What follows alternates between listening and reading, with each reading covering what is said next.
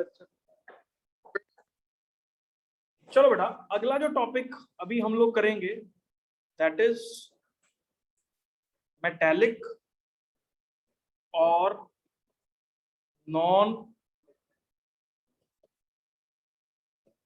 Stoichiometric, और इसका तीसरा नाम क्या है, इंटरस्टिशियल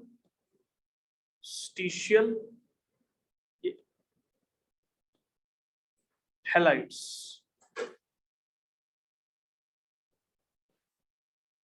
कौन कौन से? मेटालिक, नॉन स्टाइकियोमेट्रिक और इंटरस्टिशियल हैलाइड्स। तीनों एक ही हैं। जो हमने फर्स्ट वाले किए थे आयनिक हाइड्राइड्स, कल के लेक्चर में शायद आपको याद हो, वो कौन सा ग्रुप बना रहा था? ग्रुप 1 और 2, ठीक है ना, जो आयनिक हाइड्राइड्स। एक हमने किए थे कोवेलेंट हाइड्राइड्स, वो कौन सा ग्रुप बना रहा था? Covalent hydrides. तरन आप बताओ, कल के लेक्चर में थे नहीं ना आप सच? तो कोवेलेंट हाइड्राइड्स जो है वो बना रहा था पी ब्लॉक एलिमेंट्स। अब क्या रह गया बताओ मेरे को? डी वाले रह गए। तो ये जो हाइड्राइड्स है ना, मेटालिक, नॉन स्टाइकियोमेट्रिक या इंटरस्टिशियल हैलाइड्स, ये हमारे पास कौन फॉर्म करता है? यहां पे मैं लिख रहा हूं, it is formed by what? एक तो डी ब्लॉक एलिमेंट्स बना रहे हैं इसको, दूसरा एफ ब्लॉक एलिमेंट्स जो है वो इसको बनाते हैं, ठीक है। अब यहाँ पे ना एक्सेप्शन है बड़ी अच्छी, और ये काफी important competition point of view से, वो देख लेना ध्यान से जरा। मेटल्स किसके? Of group 7, 8, 9 do not form hydrides. ये बड़ी इंपॉर्टेंट चीज है कि मेटल जो हमारे पास कौन कौन से 7, 8, 9 ग्रुप के, ये डी ब्लॉक एलिमेंट्स है 7, 8, 9 ग्रुप के, 7, 8, 9 ग्रुप के यार हाइड्राइड्स की बात चल रही है, ठीक है। तो वो हाइड्राइड्स को फॉर्म नहीं करते हैं, आपको उनके हाइड्राइड्स जो है वो नहीं मिलेंगे। ग्रुप 6 की अगर मैं बात करूं तो ओनली क्रोमियम ऐसा एलिमेंट है ग्रुप 6 का जो हाइड्राइड फॉर्म करता है CrH। बाकी कोई भी एलिमेंट ग्रुप 6 का हाइड्राइड को नहीं बनाता। मतलब आप ये समझ लो 6, 7, 8, 9 जो ग्रुप्स हैं पीरियोडिक टेबल में, पीरियोडिक टेबल खोल लो अपने पास अगर आपको डाउट है तो 6, 7, 8, 9 वाले जो ग्रुप्स हैं उसमें इकलौता क्रोमियम ऐसा एलिमेंट है जो एक हाइड्राइड बनाता है। रेस्ट अदर एलिमेंट्स, बाकी दूसरे elements, rest other elements do not form क्या? हाइड्राइड्स। अब इसके ऊपर पता नहीं ना जाने कितने क्वेश्चंस जो है ना वो घूम फिर के आते रहते हैं, ठीक है। तो ये बात आपको याद रखनी है, ठीक है। अब अपनी पहचान कर लेना ग्रुप 6, 7, 8, 9 के एलिमेंट्स की। वो पूछ लेगा इसमें से कौन सा हाइड्राइड जो है वो एग्जिस्ट करता है, और एक आंसर होगा उसमें CrH।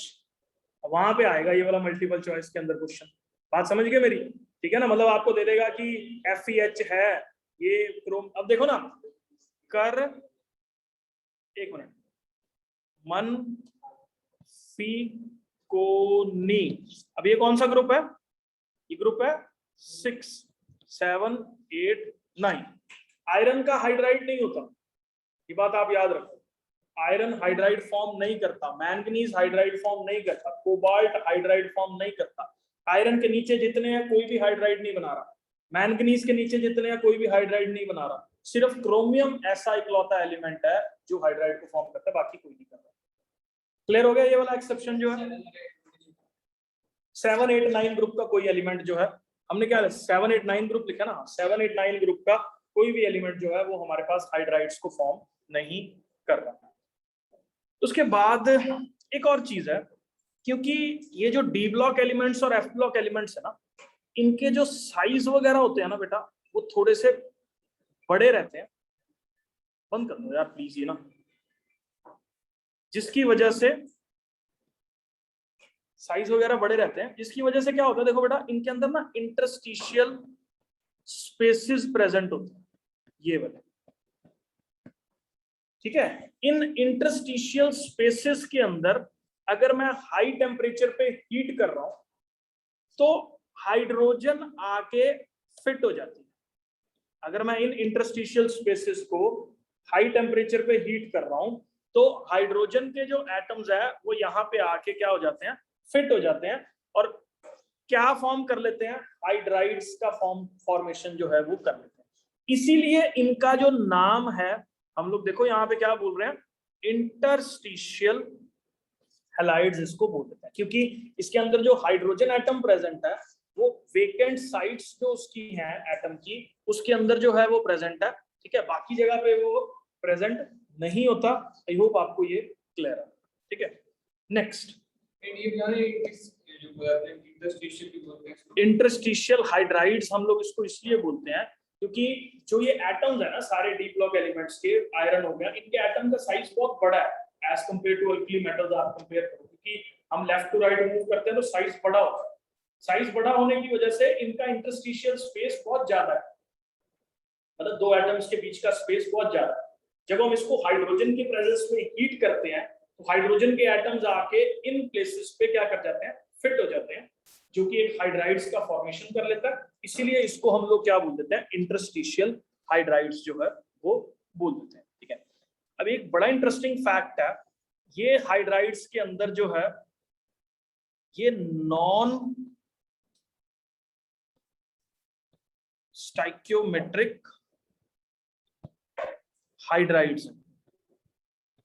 अब ये नॉन स्टाइक्योमेट्रिक हाइड्राइड्स से क्या मतलब है, ये चीज आप ध्यान से देखो।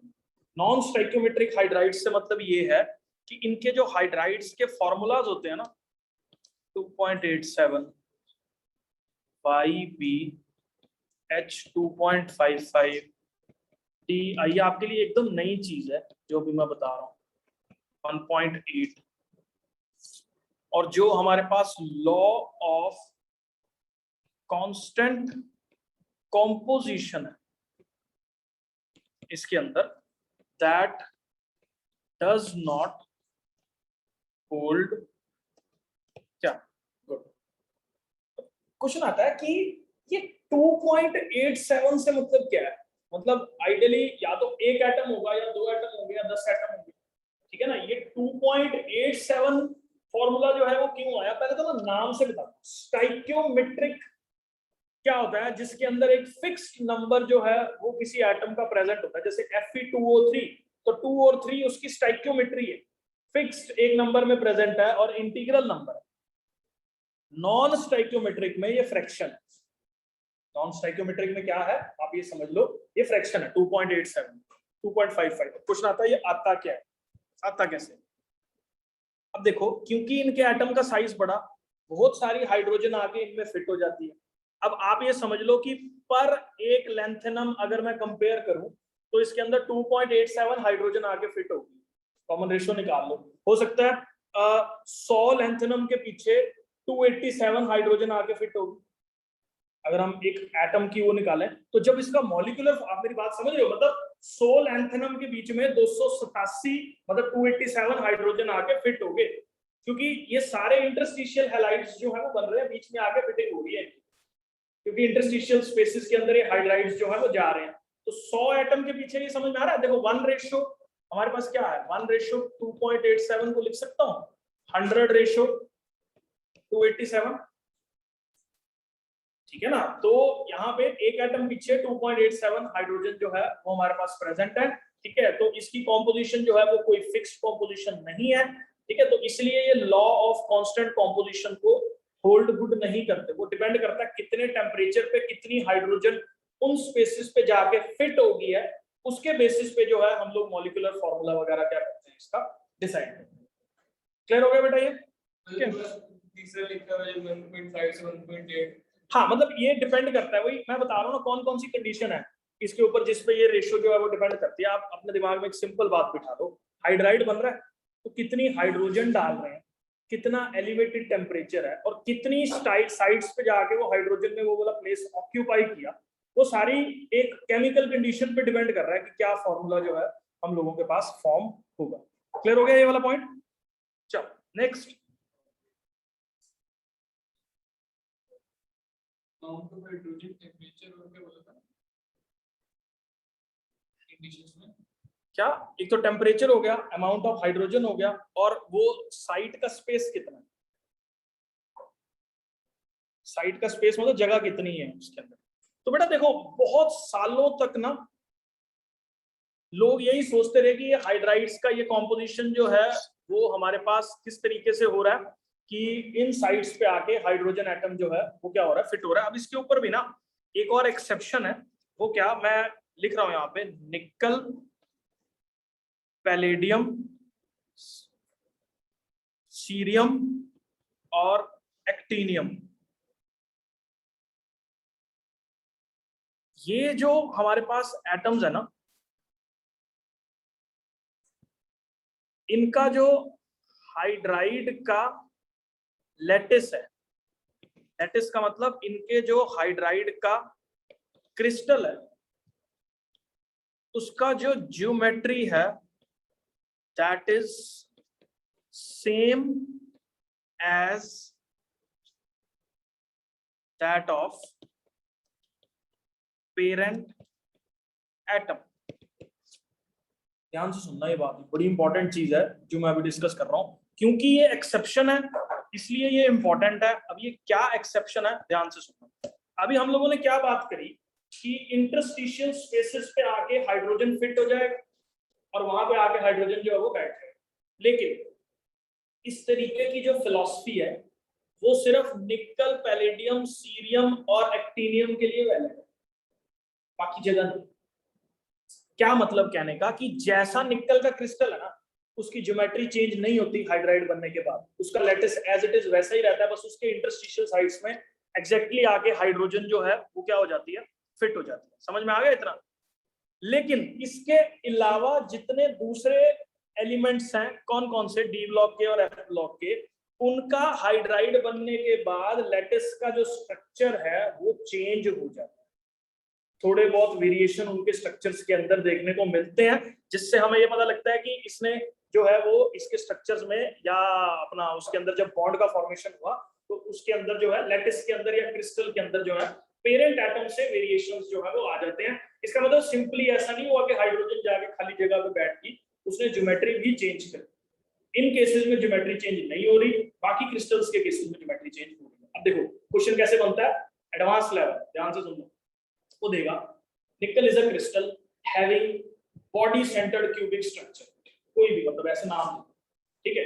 When it forms hydride then its structure will be क्या, सेम, ठीक है। अब ये एक्सेप्शन कहां हाइड्रोजन चैप्टर में लिखी हुई है, याद होगी तो आंसर क्वेश्चन, और 1 मिनट में आंसर। और ऐसा क्वेश्चन मेंस लेवल नहीं है, ये एडवांस लेवल,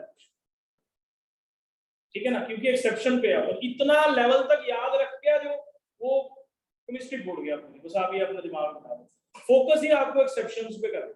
जहां पे एक्सेप्शन लिखी हुई है, मैं तो कहता हूं एक पूरी इनऑर्गेनिक केमिस्ट्री अभी हमने शुरू कर रखी है ना, एक अलग से 15 से 20 पेज लगा लो जहां पे पूरी केमिस्ट्री के एक्सेप्शंस को लोग नोट कर लो। मैं शर्त लगा के बोलता हूं मैक्सिमम क्वेश्चन उसी में से है, आज तक तो उसी में से आ रहा है, आगे भी उसी में से, क्योंकि फंसते ही बच्चे वहां पे, उन्होंने फंसाना है, फंसते एक्सेप्शन याद नहीं, ठीक है ना। तो ये चीजें आप अपने दिमाग में रखो कैसे इनऑर्गेनिक केमिस्ट्री करनी है। तो ये इसकी एक्सेप्शन जो है हम लोगों के पास, मैंने ये बताया क्वेश्चन कि बेटा मान लो निकल एक क्यूबिक सेंटर्ड स्ट्रक्चर बना रहा है, क्यूबिकल स्ट्रक्चर बना रहा है, इसने हाइड्राइड बना दिया, तो इसका स्ट्रक्चर क्या होगा, सेम रहेगा, क्योंकि पेरेंट के जैसा ही होता है। निकल का, पैलेडियम का, सीरियम का और एक्टिनियम का क्रिस्टल जो है अपने पेरेंट के जैसा ही होता है, ठीक है।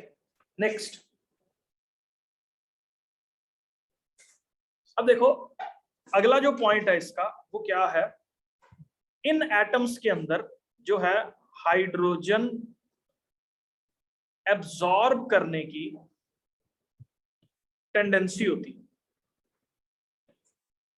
इन एटम्स के अंदर क्या होता है, हाइड्रोजन को एब्जॉर्ब करने की टेंडेंसी होती है, क्योंकि इनकी इंटरस्टिशियल साइट्स बहुत बड़ी होती हैं। तो ये as a storage of hydrogen ही इस्तेमाल किए जाते हैं। कौन कौन से एलिमेंट्स, जैसे पैलेडियम हो गया, प्लेटिनम हो गया, निकल हो गया, इन एलिमेंट्स को as a storage of hydrogen भी हम लोग इस्तेमाल करते हैं। और ये कहां पे हेल्प करता है, कैटालिटिक रिडक्शंस कहीं पे करनी हो हमें ठीक है, यूजिंग क्या, हाइड्रोजन। तो उस केसेस में हम लोग कौन कौन सा कैटलिस्ट यूज करते हैं, ये ऑलरेडी आपको शायद याद हो, मैंने उस दिन ये वाली रिएक्शन करवाई थी, पैलेडियम की प्रेजेंस में हाइड्रोजन डाल रहे हैं, तो ये किसमें चेंज हो रहा है, CH3 में चेंज हो रहा है, ठीक है ना। तो पैलेडियम की प्रेजेंस में जब मैं हाइड्रोजन डाल रहा हूँ तो कैटालिटिक रिडक्शन होगी।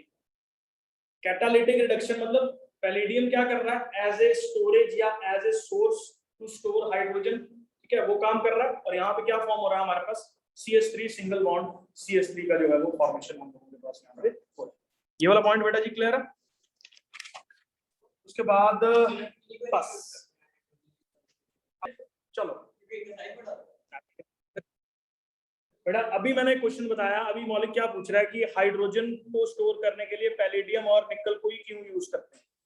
भैया ये एक्सेप्शन फिर से पढ़ ले, उसके क्रिस्टल का स्ट्रक्चर चेंज नहीं होता, पैलेडियम पैलेडियम ही रहता है, निकल निकल ही रहता है। हाइड्राइड उसके अंदर ऑक्सीजन, मतलब आप ये समझ लो हाइड्रोजन उसमें जस्ट जाके क्या हो रही है, फिट बैठ रही है इन दो क्रिस्टल्स के चक्कर में। सीरियम एक्टिनियम इतने कोई इजीली और रेडिली अवेलेबल नहीं है कि इनके साथ हम लोग रिएक्शंस वगैरह जो है वो करें।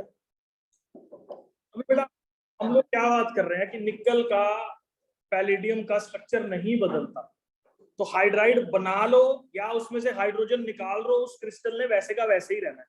अब मान ले तू एज ए बानिया है और तेरे को कोई रिएक्शन करवानी है, बानिया इन द सेंस कि एज ए बिजनेसमैन है, तू कोई कंपनी चला रहा है, उसके अंदर एक रिएक्शन की जरूरत है, कोई फैक्ट्री है, अब उसके अंदर तू पैलेडियम रोज रोज नया लाता रहेगा, तो तेरे को यही चाहिए ना, सस्ता टिकाऊ जुगाड़ मिल जाए जिसमें हाइड्रोजन डाल दो फिर फिट हो जाए, निकाल दो खत्म, वही बन जाए दोबारा से, वही सीन है उसका।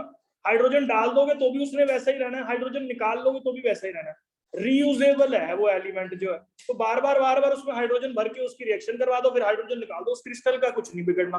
अब लेकिन दूसरे केसेस में क्या होगा कि जब वो रिएक्शन हो जाएगी, हाइड्रोजन उसमें से बाहर निकल जाएगा, तो उसका स्ट्रक्चर चेंज हो जाएगा, वो उस तरीके से उतना इफेक्टिवली काम नहीं करेगा जितना इफेक्टिवली ये कर सकते हैं।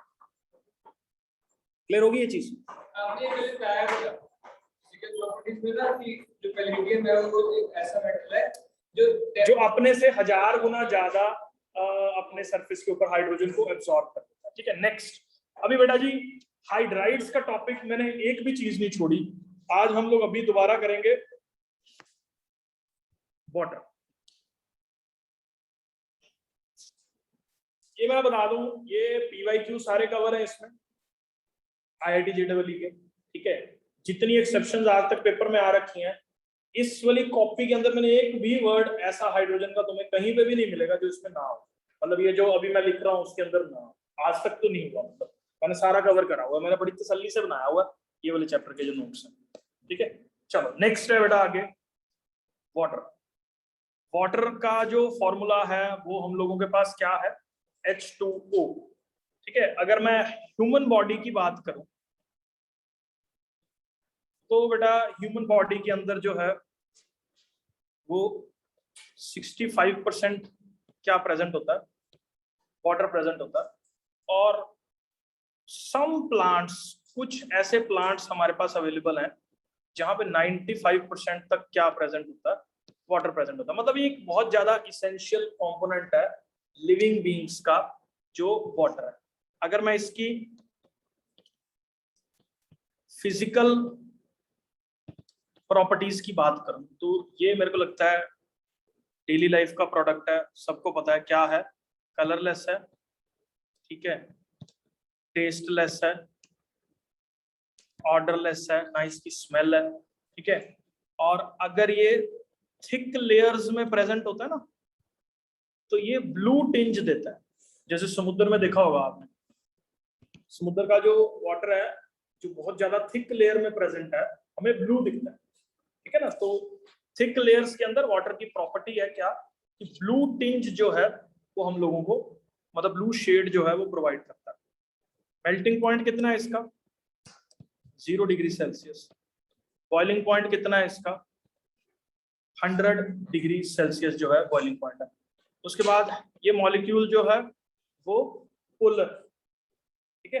पोलर समझते हो क्यों है, क्योंकि ये ऑक्सीजन, ये हाइड्रोजन और ये हाइड्रोजन, ठीक है।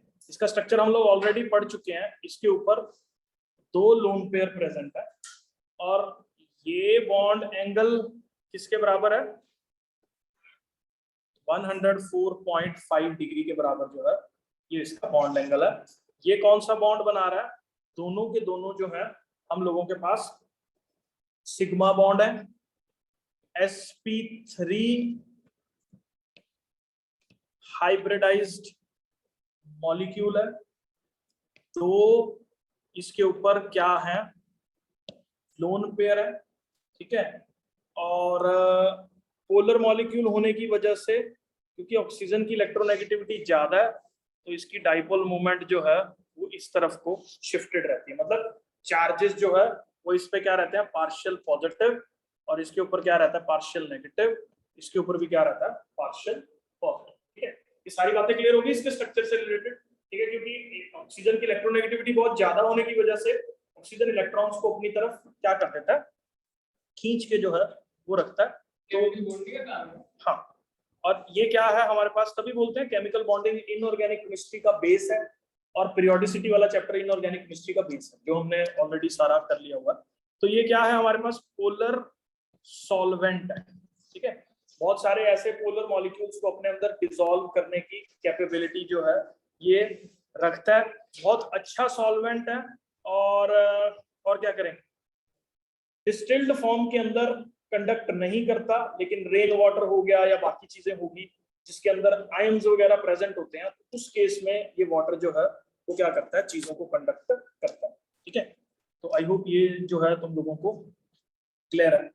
अगला, लिक्विड जो इसकी स्टेट होती है ना, उसके अंदर इसमें स्ट्रॉन्ग फोर्सेस ऑफ अट्रैक्शन जो है वो प्रेजेंट होते हैं, जिसकी वजह से, किसकी वजह से strong forces of attraction present होते हैं? कौन मेरे को बताएगा? हाइड्रोजन बॉन्डिंग की वजह से। क्योंकि हाइड्रोजन के मॉलिक्यूल्स देखो कैसे बॉन्ड कर रहे हैं। ये ऑक्सीजन, ये हाइड्रोजन, ये हाइड्रोजन, ये दूसरे का ऑक्सीजन, हाइड्रोजन, हाइड्रोजन। क्योंकि इस पे पार्शियल पॉजिटिव चार्ज था, इस पे पार्शियल नेगेटिव चार्ज था, तो ये मॉलिक्यूल्स एक दूसरे को क्या करते हैं? अट्रैक्ट करते हैं नेगेटिविटीज की वजह से। और इसको हम लोग क्या बोल देते हैं? हाइड्रोजन बॉन्डिंग जो है वो इसको हम लोग, ठीक है, बोलते हैं।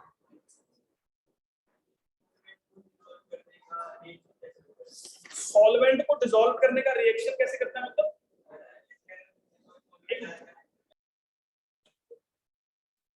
क्वेश्चन ये है कि वाटर जो है वो चीजों को डिसॉल्व कैसे कर रहा है? बेटा प्लीज इधर फोकस कर दो। तो वाटर लिक्विड है, लिक्विड के अंदर जो मॉलिक्यूल्स प्रेजेंट हैं उसके अंदर बहुत सारे इंटरस्टिशियल स्पेसेस हैं, तो कोई भी सॉलिड स्ट्रक्चर वहां जाके क्लीन कर जाता है, जैसे नमक हो, उस जगह पे डिसॉल्व हो जाता है। तो हाइड्रोजन बॉन्डिंग की वजह से इसमें बहुत सारा स्पेस प्रेजेंट होता है स्ट्रक्चर के अंदर जो है, जिसकी वजह से बहुत सारे, और दूसरा ये पोलर है, जिसकी वजह से बहुत सारे चीजों को जो है अपने अंदर डिसॉल्व करने की कैपेबिलिटी रखता है। उसमें रिएक्शन नहीं हो रही। Dissolution is a physical process.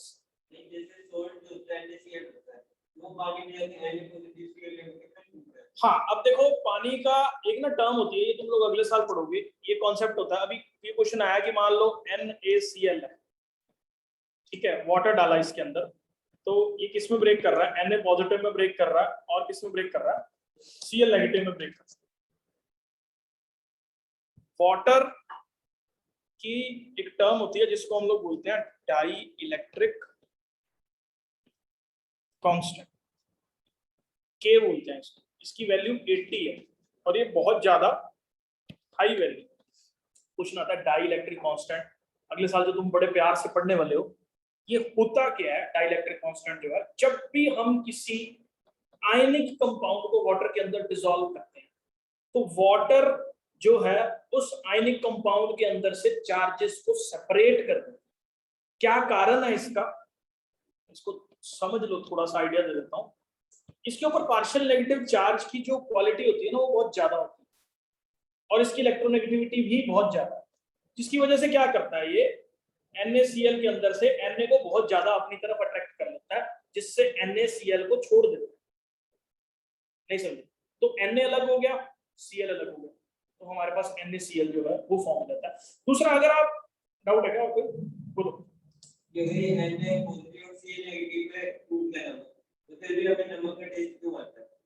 अरे बेटा देखो, टूटने का मतलब ये है कि उसके अंदर अब आयंस प्रेजेंट है, Na पॉजिटिव Cl नेगेटिव, जो कि पहले क्रिस्टल की फॉर्म में थे, अब एटॉमिक फॉर्म में। बॉन्डिंग अट्रैक्शन तो है ही है इनके बीच में, तो अपनी वो वाली प्रॉपर्टी को नहीं। देखो आयनिक कंपाउंड क्या होता है, जिसमें Na का पॉजिटिव चार्ज Cl के नेगेटिव चार्ज को अट्रैक्ट कर रहा है। बस डिफरेंस ये आया कि पानी के आने की वजह से वो थोड़े दूर दूर हो गए, अपनी प्रॉपर्टीज नहीं छोड़ रहे, दूर दूर हो गए। अब इसमें से पानी सुखा दो, फिर दोबारा पास पास आ जाएंगे फिजिकल प्रोसेस के थ्रू, क्योंकि ये सिर्फ एक फिजिकल सेपरेशन है, तो केमिकल रिएक्शन नहीं करी वाटर ने कि अलग कंपाउंड बन गया। आप उसको ऐसे मत सोचो कि NaCl अलग प्रॉपर्टीज या सेम प्रॉपर्टीज क्यों शो कर रहा है। NaCl कोई अलग प्रॉपर्टीज नहीं शो करेगा, क्योंकि it is a physical separation, कोई केमिकल रिएक्शन नहीं हो रही, सेम ही कंपाउंड है, फिजिकली थोड़ा दूर हो गए हैं चार्जेस, बस प्रॉपर्टी सेम है, ठीक है ना। तो इसलिए ये फिजिकल सेपरेशन की वजह से। और वैसे भी ना, अगर हम लोग एक मतलब इंडियन साइंस के हिसाब से देखें ना, तो पानी इकलौती ऐसी चीज है जिसका अपना कोई धर्म नहीं। एक हिंदी लैंग्वेज बोल ना, तो water has no religion. Religion से मतलब क्या है, पानी को दाल में मिला दो पानी दाल बन जाता है, पानी को आटे में मिला दो पानी आटा बन जाता है, पानी को जिस मर्जी चीज में मिला दो वही शेप ले लेता है, वही बन जाता है, सब कुछ वही हो जाता है। तो पानी ऐसी चीज है, अपनी कोई खुद की प्रॉपर्टी नहीं है, जहां जाएगा वैसा ही हो जाएगा, ठीक है ना। मतलब ये इवन एक कहावतें भी है, बी लाइक वाटर, जहां हो वैसे बन जाए। उधर वो कहते हैं ना, do what Romans do in Rome, या मतलब अगर आप रोम में हो तो आप वही करो जो रोमन्स कर रहे हैं। ये ऐसे कहावतें बनी हुई है वाटर के। वाटर का अपना कोई धर्म नहीं है, वाटर जिस भी चीज में डालो, दूध में डालोगे दूध बन जाएगा, खीर में डालोगे खीर बन जाएगा, किसी भी चीज में डाल लो पानी, पानी वही बन जाता है, वही प्रॉपर्टीज हो जाती है वाटर, ठीक है ना। मतलब इतना वर्सेटाइल सॉल्वेंट है जो हम लोगों के पास ये वाटर जो है वो प्रेजेंट है। इसलिए किचन में सारा कुछ वाटर से ही करते हैं हम लोग, क्योंकि इससे ज्यादा वर्सेटाइल सॉल्वेंट है ही नहीं कोई, ठीक है ना। वैसे क्या है, सब्स्टिट्यूट नहीं हो सकता भैया वाटर का कोई भी दुनिया में, ठीक है ना। वाटर का अगर सब्स्टिट्यूट मिल गया हमें, तो अगला जो युद्ध पानी के पीछे होने वाला है वो शायद ना हो। अभी पता नहीं क्या होना है, तालिबान ना। इधर देखो नेक्स्ट, आइस। ये बड़ा इंटरेस्टिंग है यार ना, वाटर का जो कॉन्सेप्ट है, इसके अंदर आइस का जो स्ट्रक्चर है। चलो आइस,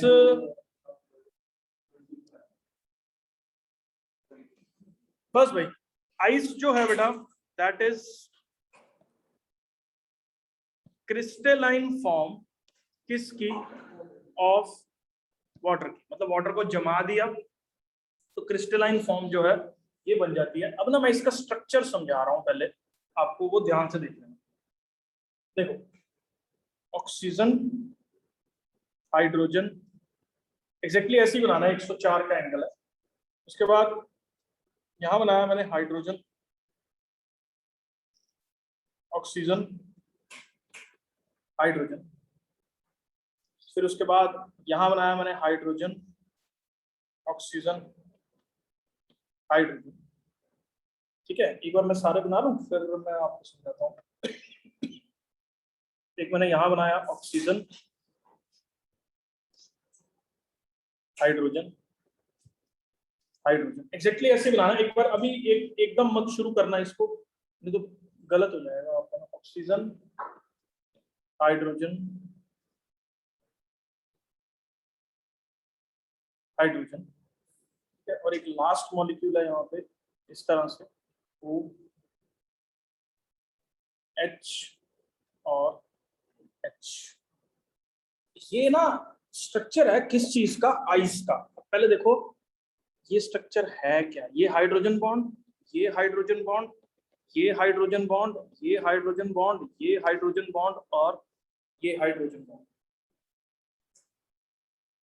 बात समझे, this is the structure of ice. ध्यान से देखो, अब अभी उसको समझना है कि ये स्ट्रक्चर बना कैसे है, तो मैं आपको यहाँ बता रहा हूँ, ध्यान से देख लेना इस चीज को जो मैं कर रहा हूँ अभी काम। देखो एक वाटर का मॉलिक्यूल काउंट कर लेना कितने एटम, दूसरा वाटर का मॉलिक्यूल, तीसरा वाटर का मॉलिक्यूल, चौथा वाटर का मॉलिक्यूल, पांचवा वाटर का मॉलिक्यूल और छठा वाटर का मॉलिक्यूल। ये समझ में आ गए। कितने वाटर के मॉलिक्यूल्स हैं जो आइस के स्ट्रक्चर में जुड़ रहे हैं? 6 वाटर के मॉलिक्यूल्स जो हैं आइस के स्ट्रक्चर में हमारे पास जुड़ रहे हैं। दूसरा, ये तो था इसका मतलब स्ट्रक्चरल पॉइंट ऑफ व्यू। अब इस स्ट्रक्चर को ना बेटा हम लोग बोलते हैं हेक्सागोनल हनीकॉम्ब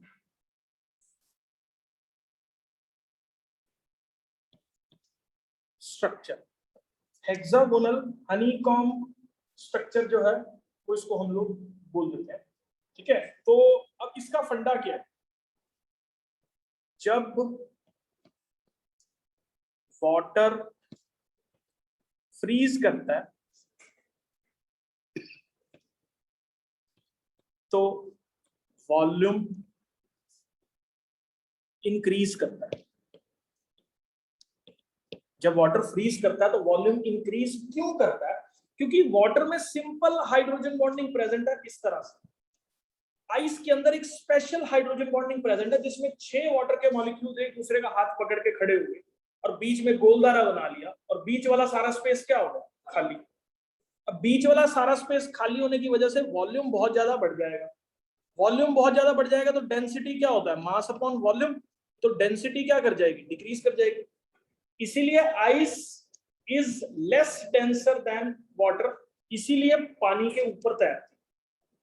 आइस कभी भी जो है वो हमारे पास वाटर के अंदर डिप नहीं करती। आइडियली बड़ा अजीब सा लगता है क्योंकि वो सॉलिड चीज है, ठीक है, और पानी से ही बनी हुई है और पानी के ऊपर तैर रही है। पानी के ऊपर क्यों तैर रही है? क्योंकि आइस की जो हमारे पास डेंसिटी है that is lower than water. ये क्वेश्चन बहुत इंपॉर्टेंट है कि आइस की डेंसिटी वाटर से कम क्यों है? बताओ मेरे को, आइस की डेंसिटी वाटर से कम क्यों है?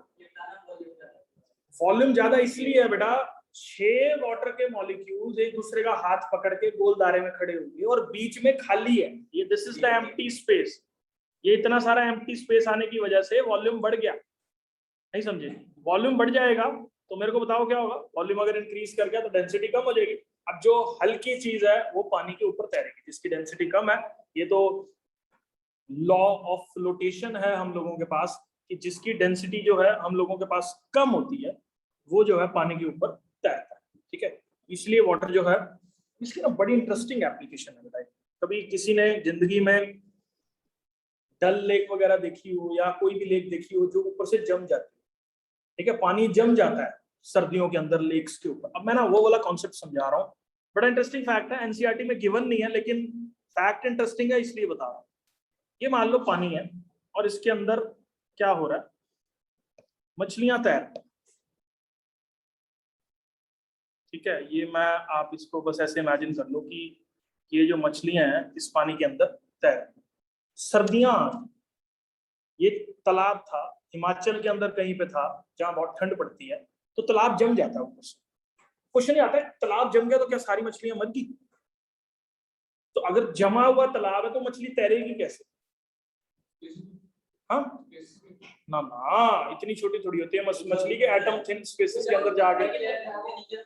हाँ, वो क्यों रहता है? ऊपर की लेयर क्यों जमती है और नीचे पानी क्यों रहता है? तो ये देखना इतनी इंटरेस्टिंग एप्लीकेशन है ना ये वाली, जिसने पूरी पृथ्वी का एक मतलब आप ये समझ लो हिस्सा, टोटल जो भी जमने वाला हिस्सा है या जहाँ पे ठंड ज्यादा है उसको बचा रखा है। ये प्रॉपर्टी ऑफ वाटर ने, इसको ध्यान से समझो।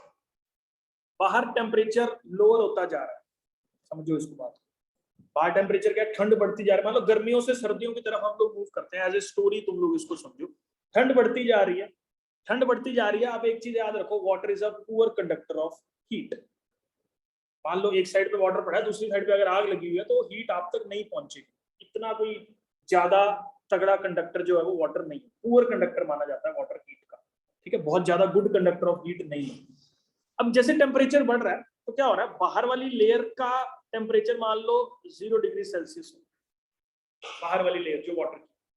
अब इसके बाद क्या होगा? जैसे ही उस लेयर का टेम्परेचर हल्का होगा, ठंडा होगा, वो वाला लेयर जो मतलब एनवायरमेंट का टेम्परेचर 0 से नीचे जा रहा है। अब 0 से नीचे गया टेम्परेचर, बाहर वाले जो एटम्स डायरेक्ट एनवायरमेंट के टच में थे सबसे पहले उनका टेम्परेचर लोअर होगा। अब आइस जो है ना वो -4 डिग्री सेल्सियस पे क्या हो जाती है? जम जाती है अच्छे से। -4 डिग्री सेल्सियस तक जब हम लोग रीच करते हैं ना, तो बर्फ पूरी अच्छे से जो है वो जम जाती है। ठीक है, अब इसमें क्या हो रहा है, देखो बाहर वाली लेयर का टेम्परेचर ठंडा हो रहा है, तो बाहर वाली लेयर जो उसके टच में थी, एनवायरमेंट के टच में थी, अब वो जमनी शुरू हो जाती है। क्योंकि water good conductor of heat नहीं है, तो इसीलिए वो सारा का सारा टेम्परेचर इस पूरे के पूरे पूल में डिस्ट्रीब्यूट नहीं होता, वो सारी एनर्जी इस पूल में डिस्ट्रीब्यूट नहीं होती, सिर्फ अपर वाली लेयर में ही रहती जो बाहर उसके कांटेक्ट में। अब क्या हुआ, ये बाहर वाली लेयर जम गई, क्या हुआ थोड़ी देर के बाद या थोड़े टाइम के बाद क्या हो जाएगा, बाहर वाली लेयर जो है वो जम जाएगी पूरी की पूरी। जो डायरेक्ट उसके 5, 10, 15 मॉलिक्यूल्स होंगे लेयर्स तक, वो सारे के सारे जमने शुरू हो जाएंगे। ठीक है, अब इसके बाद क्या हुआ, बर्फ उससे ज्यादा पुअर कंडक्टर, बर्फ क्या है, वाटर से भी ज्यादा पुअर कंडक्टर। अब हुआ क्या, ऊपर वाली लेयर जम गई, सिर्फ ऊपर वाली लेयर जमी, और दूसरा, अगर बर्फ की डेंसिटी पानी से ज्यादा होती तो ये लेयर जमने के बाद नीचे गिर जाती, लेकिन वैसा तो है नहीं, क्योंकि बर्फ की डेंसिटी कम है, तो जिसकी वजह से वो लेयर ऊपर ही रहेगी। अगर इमेजिन करके चलो कि पानी की डेंसिटी जो है वो आइस की डेंसिटी ज्यादा होती, तो क्या होता, एक लेयर जमती नीचे गिरती, मछलियां उसी में दब जाती, दूसरी लेयर जब जमती नीचे गिरती, थोड़ी देर के बाद सारी बर्फ हो जाती उसके अंदर। ठीक है ना, लेकिन ऐसा होता नहीं, क्यों, क्योंकि जब पहली लेयर जमगी तो नेचर ने डिजाइन उस हिसाब से बनाया। कई बार लगता है कि सच में भगवान है, क्योंकि ऐसी छोटी छोटी माइन्यूट चीजों पे फोकस कर रखा है ना, मतलब किसी ने भी जैसे भी डिजाइन हुई है अर्थ, इतनी छोटी छोटी माइन्यूट चीजों पे फोकस कर रखा है कि देख लो तुम लोग अपने आप ही। अब बर्फ जमी, पुअर कंडक्टर है, लेस डेंस है, ऊपर तैर रही है, पुअर कंडक्टर होने की वजह से अब अंदर से हीट पहुंच नहीं रही है, तो मछली का टेम्परेचर आराम से शानदार अपना 4-5 डिग्री सेल्सियस के आसपास रहता है, और मछलियां जो अंदर तैरती हैं उनको कोई फर्क नहीं पड़ता, बाहर जम गया उसके टेम्परेचर पे अंदर वाले एनवायरनमेंट में ज्यादा चेंज नहीं होता। देखो थोड़ा बहुत तो ठंडा होता ही है, लेकिन उतना नहीं होता। अब मान लो एक बार लेयर जमगी ना, -4 -5 पे लेयर जमगी ना, उसके बाद भैया चाहे टेम्परेचर -100 ही क्यों ना हो जाए, तो भी मछली जिंदा रहेगी अंदर, क्योंकि बर्फ तो पुअर कंडक्टर है। समझ गए इस चीज को, क्योंकि बर्फ पुअर कंडक्टर थी, अब हीट अंदर आ नहीं रही है, हीट अंदर आ नहीं रही है, तो बात खत्म, मछलियां वैसे की वैसे रहेंगी, चाहे इवन -50 डिग्री सेल्सियस ही टेम्परेचर उसका क्यों ना हो। हीट से आइस कैसे बनेगी, मतलब हीट ठंडा हो रहा है ना, आइस कैसे बनती है, जब 0 डिग्री सेल्सियस से टेम्परेचर कम हो जाता है। अब बाहर एनवायरनमेंट का टेम्परेचर तो 0 डिग्री सेल्सियस से कम होता जा रहा है, तो जो मॉलिक्यूल्स डायरेक्ट एनवायरनमेंट के टच में है वो मॉलिक्यूल्स तो जम गए, अब वो मॉलिक्यूल जम के ऊपर तैरेंगे, क्योंकि डूब सकते नहीं है। अब देखो हीट यार, आइस भी तो कोल्ड हीट ही है, वो भी हीट का मतलब ये थोड़ी, हीट एक एनर्जी है बेटा, हीट को ऐसे मत समझो कि वो गर्म है, heat is a form of energy, और temperature is the degree to measure heat. ठीक है ना, वो भी हीट ही है, -50 डिग्री सेल्सियस पे भी हीट एनर्जी एग्जिस्ट करती है ना, लेकिन हाँ 100 डिग्री सेल्सियस के कंपैरिजन में कम होगी, है वो हीट ही, बोलते उसको हीट ही है। तो अब मतलब आप ये समझो कि ठंड अंदर नहीं आ सकती, ऐसे समझ लो, कंडक्ट नहीं कर रही हीट को, मतलब कोई भी कोल्ड टेम्परेचर वाली चीज जो अंदर नहीं आ सकती। समझ में आ गया ना ये वाला सारा फंडा जो है। हाँ ना, ऑक्सीजन नहीं खत्म होती, इसका क्या कारण रहता है, क्योंकि वाटर के अंदर बहुत ज्यादा dissolved amount of oxygen present है वाटर के अपने अंदर, जो कि मछलियां गिल्स से जो है वो एक्सट्रैक्ट करती है। ठीक है ना, और बाकी पता क्या होता है, कभी भी ना, मतलब इस तरह के जो नेचुरल हैबिटेट्स होते हैं ना, वो हमेशा एक टोटल जैसे बोलते हैं ना, एक इकोसिस्टम की फॉर्म में प्रेजेंट होते हैं। जैसे अब जरूरी नहीं है कि इसके अंदर हो सकता है प्लांट्स भी तो होंगे, नहीं समझा, मतलब उसके जो मान लो पूल है या जो भी आप वो है, आर्टिफिशियली तो नहीं बनती ना ये सब चीजें, तो मान लो कोई जैसे डल लेक की है, उसके अंदर नीचे प्लांट्स भी तो लगे होंगे ना, तो वो प्लांट्स अपना काम करते जा रहे हैं, थोड़ा बहुत रिप्लेनिशमेंट या बाकी चीजें जो है वो हो ही रही है। क्या तो बिना सनलाइट तो मिल ही रही है यार, इनको सनलाइट थोड़ी कम मिलती है, थोड़ी बहुत तो लाइट तो पहुंच ही रही है अंदर। ओशन में कितने जो क्या कहाँ पे ओशन में जो बड़े-बड़े वो नीचे आगे बात कर रहे हैं बेटा हम लोग chemical properties of water. Physical property का कॉन्सेप्ट समझ में आ गया सारा। केमिकल प्रॉपर्टीज के अंदर देखो, वाटर का जो नेचर है ना बेटा, वो हमारे पास एम्फोटेरिक नेचर है। एम्फोटेरिक नेचर से मतलब क्या है, ध्यान से देखना। जैसे मान लो NH3, इसके अंदर वाटर डाल रहा हूं तो देखो क्या बन रहा है, NH4 पॉजिटिव, OH नेगेटिव। ठीक है, अब दूसरा देखना, H2O प्लस H2S, ये बना रहा है H3O positive plus HS negative. तो कभी वाटर जो है वो OH नेगेटिव दे रहा है, रिलीज कर रहा है। यहाँ पे देखो क्या हुआ, बेसिक नेचर हो गया ये वाला, क्योंकि जहां पे OH नेगेटिव रिलीज हो रहा है दैट इज बेसिक नेचर, और जहां पे H पॉजिटिव रिलीज हो रहा है that is what, acidic nature. तो वाटर जो है वो दोनों नेचर शो करता है। ठीक है, तो इसलिए हम लोग इसको बोल देते हैं क्या, इसका एम्फोटेरिक बिहेवियर जो है हम लोगों के पास देखने को मिलता है। ये इसकी पहली केमिकल प्रॉपर्टी जो है हमारे पास प्रेजेंट है। सेकंड केमिकल प्रॉपर्टी की अगर मैं बेटा बात करूं तो वाटर जो है उसके अंदर एक टर्म होती है ऑटो प्रोटोलिसिस। ऑटो प्रोटोलिसिस में क्या है, H2O प्लस H2O, मतलब वाटर को जब मैं वाटर के साथ मिक्स करता हूं तो इसके अंदर ना बहुत सारे इस तरह से आयंस जो हैं वो जनरेट हो जाते हैं खुद के साथ। ऑटो प्रोटोलिसिस, वाटर के अंदर मतलब H पॉजिटिव और OH नेगेटिव आयंस प्रेजेंट होते हैं। ठीक है, तो ये हो गया इसका ऑटो प्रोटोलिसिस। ठीक है, तो ये अगर मान लो यहाँ पे ये क्या एक्ट कर रहा है, ये एसिडिक बिहेवियर शो करेगा, ये बेसिक बिहेवियर शो करेगा। ऑटो मतलब खुद, प्रोटोलिसिस का मतलब है प्रोटोन अलग के टूट के अलग हो जाता है। ऑटो प्रोटोलिसिस खुद ही आपस में रिएक्ट करके जो है इस चीज का फॉर्मेशन हमारे पास। प्रोटो का मतलब है प्रोटोन, लिसिस का मतलब है ब्रेक करना, तो प्रोटोन अलग कर देता है। प्रोटोन मतलब H पॉजिटिव हो गया ना, H पॉजिटिव प्रोटोन ही है ना हमारे पास, तो ऑटो प्रोटोलिसिस का मतलब वाटर की बात कर रहे हैं, आइस का खत्म हो चुका कॉन्सेप्ट। ठीक है, आगे वाटर जो है वो हमारे पास रेडॉक्स रिएक्शंस जो है वो करता है। रेडॉक्स रिएक्शंस कैसे करता है, केमिकल प्रॉपर्टीज के अंदर वाटर की हम लोग पढ़ रहे हैं कि वाटर रेडॉक्स रिएक्शन कैसे कर रहा है। देखो जरा ध्यान से, सोडियम के अंदर क्या मिला दो, पानी मिला दो, ये क्या बनेगा, NaOH बनेगा, प्लस साथ में हमारे पास क्या फॉर्म होगा, ये जो हाइड्रोजन गैस है वो फॉर्म हो जाएगी। अब देखो सोचने वाली बात है, सोडियम ने क्या किया, अपना इलेक्ट्रॉन लूज किया।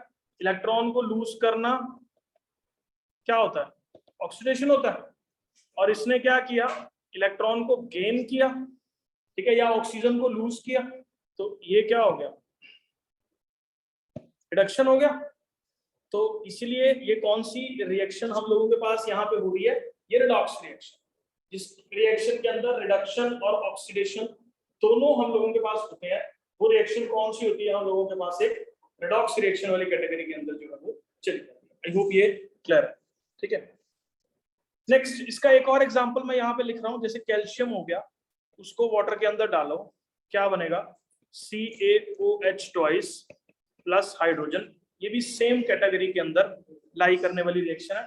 बस आप इतनी बात याद रखो, ये जो दूसरी ऊपर वाली दोनों रिएक्शंस मैंने यहाँ पे लिखी हैं, ये दोनों रिएक्शंस क्या है, एक्सोथर्मिक इन नेचर है। ठीक है, कभी भी एल्कली मेटल्स के साथ, मतलब ग्रुप 1 ग्रुप 2 के एलिमेंट्स के साथ ये एक्सोथर्मिक रिएक्शन शो करता है।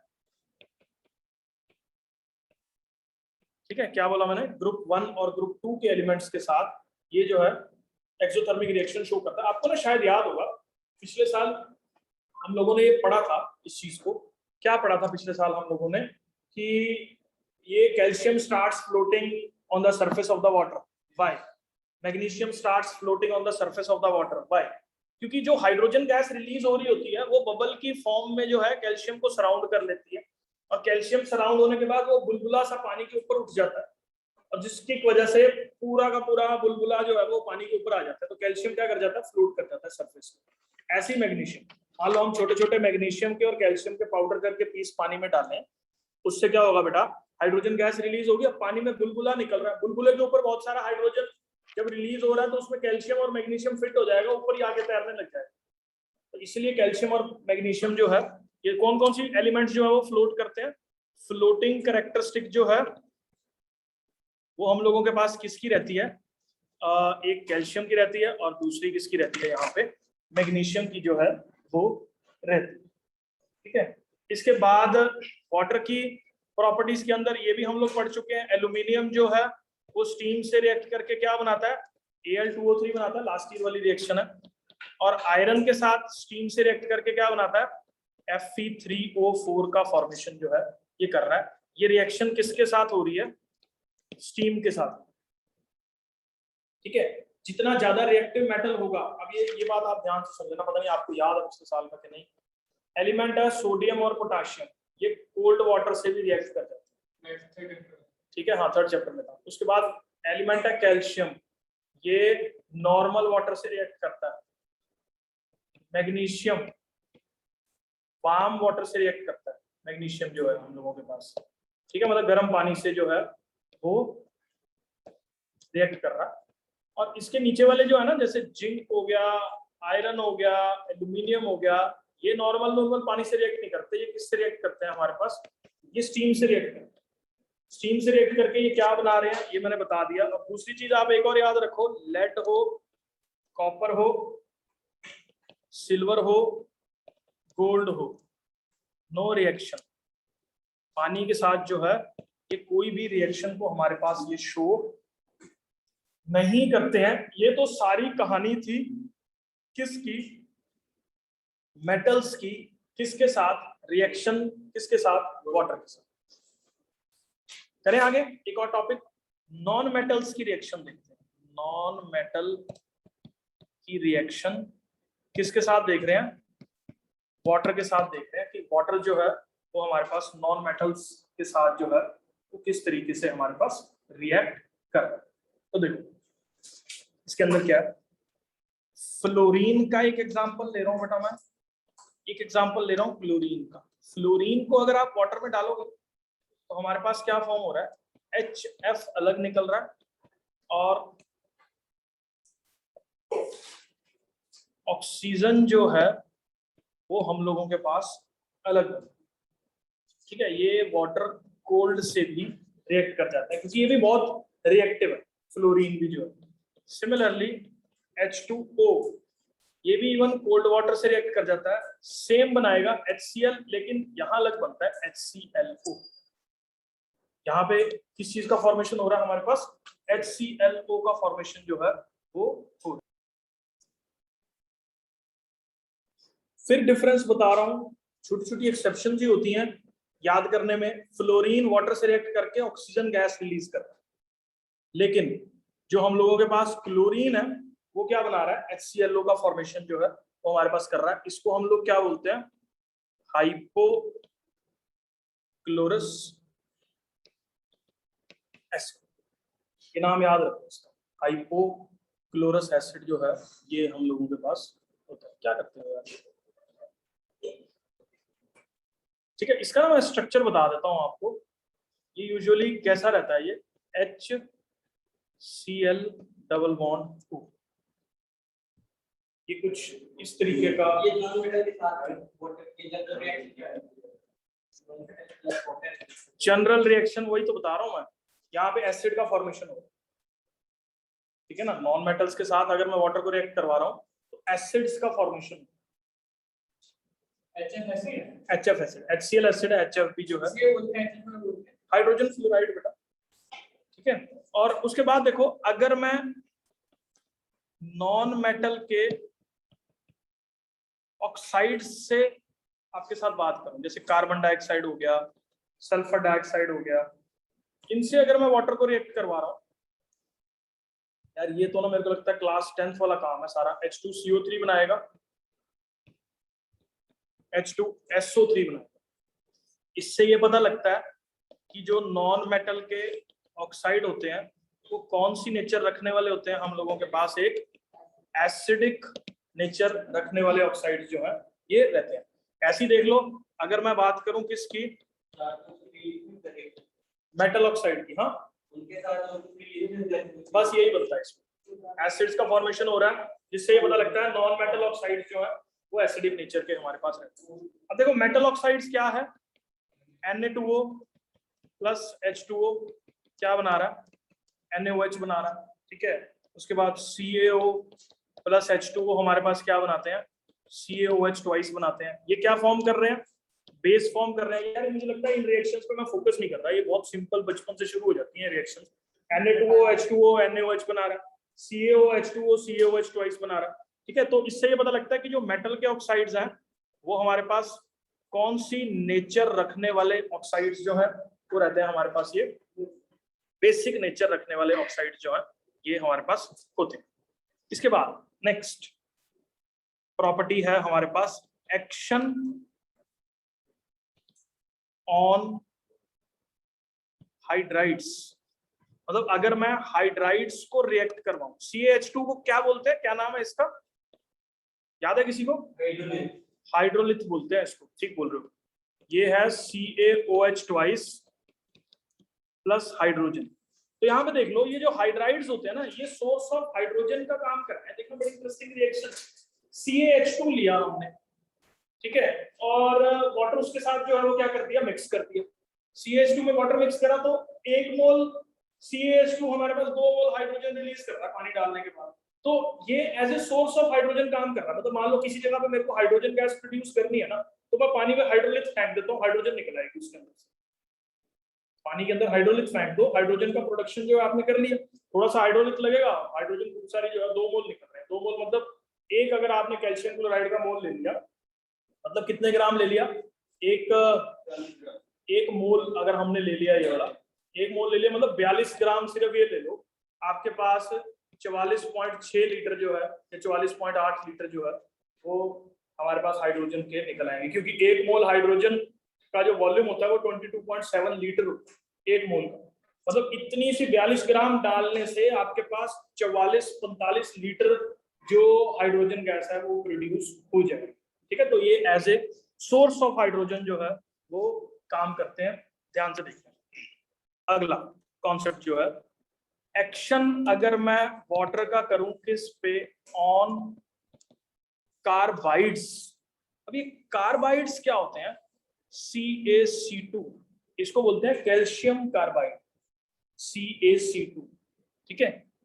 इसको पानी में डालो, ये बनाएगा हमारे पास क्या, CaOH ट्वाइस, ठीक है, प्लस क्या फॉर्म कर रहा है साथ में, हाइड्रोजन गैस जो है ये हमारे पास फॉर्म कर रहा है।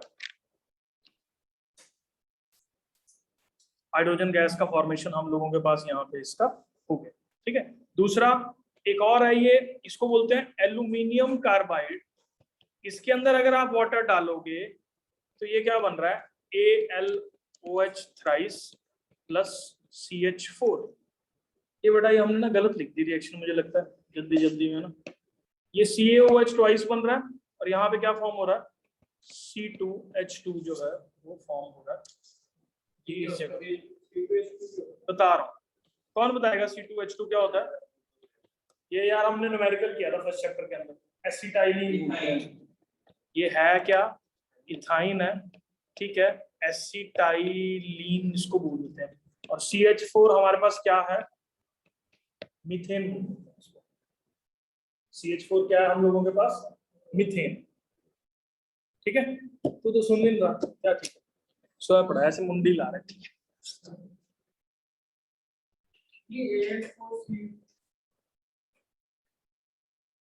देखो हाइड्राइड के साथ रिएक्शन देख ली, कार्बाइड के साथ हमने रिएक्शन इसकी देख ली। अब एक मिनट, ऑक्साइड तो ये नाइट्राइड्स के साथ रिएक्शन देखते हैं।